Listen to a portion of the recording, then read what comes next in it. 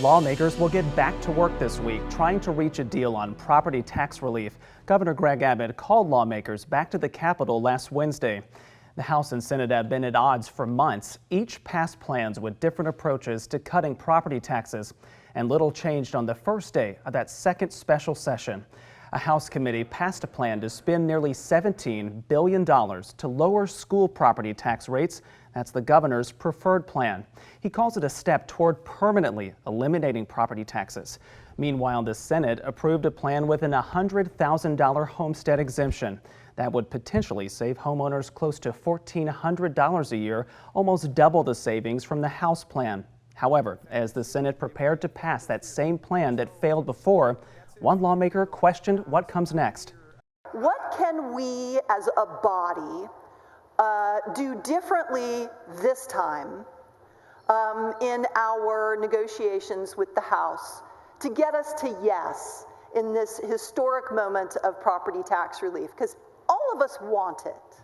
Part of the answer to that question came later in the day. Lieutenant Governor Dan Patrick revealed the potential for a discussion with House Speaker Dave Phelan, something that did not happen in the previous special session. Members, I want you to know that I did reach out to the Speaker last night. I sent him a text and said the best way to resolve this is face-to-face, because there are a lot of well-intentioned people representing a lot of different plans, and the best is to sit down and meet face-to-face. Patrick said Speaker Phelan agreed to meet. Their discussion could happen later this week. There was also a major addition to the Senate's bill. Democratic State Senator Roland Gutierrez brought forward an amendment to include bonuses for Texas teachers. It funds an extra $2,000 for teachers in districts with 20,000 students or more, and $6,000 for teachers who work in smaller districts. That property tax plan, along with the amendment, passed the Senate with unanimous support.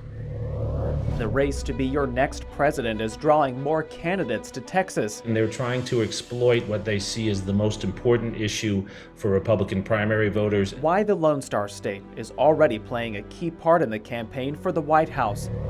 Plus, tracking opioid overdoses in Texas, the mapping tool first responders say will help save lives.